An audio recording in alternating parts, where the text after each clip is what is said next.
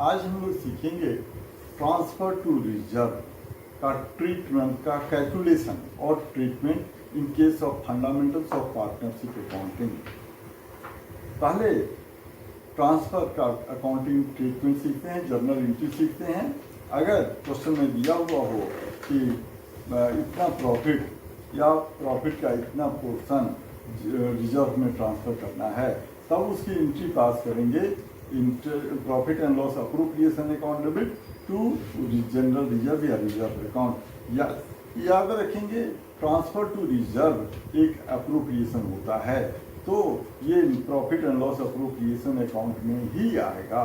अब इसके कैलकुलेशन के 3 सिचुएशन होते हैं, ये बड़ा इंपॉर्टेंट है, इस पर कोई एग्जाम में क्वेश्चन आ जाते हैं कि ट्रांसफर टू रिजर्व सपोज करते हैं 10% कहा हुआ है।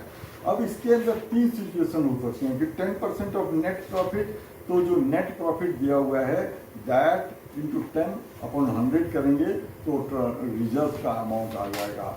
कई बार कहा होता है कि 10% ऑफ डिविजिबल प्रॉफिट, तो उस केस में क्या है, रफ में वर्किंग नोट में नेट प्रॉफिट में इंटरेस्ट ऑन ड्राइंग को ऐड करेंगे और उसमें से इंटरेस्ट ऑन कैपिटल और पार्टनर रेम्युनरेशन को माइनस करेंगे, तो जो अमाउंट आता है वो डिस्ट्रीब्यूटेबल या डिविजिबल प्रॉफिट होता है। फिर दैट इंटू 10 अपॉन 100 करेंगे तो वो ट्रांसफर टू रिजर्व होता है। और अगर क्वेश्चन में ये कहा हो कि 10% ऑफ नेट डिविजिबल प्रॉफिट, तो उस केस में क्या है कि नेट प्रॉफिट में इंटरेस्ट ऑन ड्राइंग को ऐड करते हैं, उसमें से इंटरेस्ट ऑन कैपिटल को माइनस करेंगे, पार्टनर्स को के रेम्युनरेशन को माइनस करेंगे, फिर जो डिविजिबल प्रॉफिट आएगा दैट इंटू 10% अपॉन 100 प्लस 10%, इस तरह से करके ट्रांसफर टू रिजर्व का अमाउंट आएगा।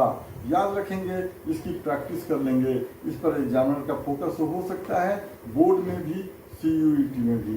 कोई दिक्कत हो मुझे स्टूडेंट बताएंगे, मैं उसको एग्जाम्पल के साथ बोर्ड में उसको एक्सप्लेन करूंगा और उसका अलग से एक डिटेल्ड वीडियो बना दूंगा।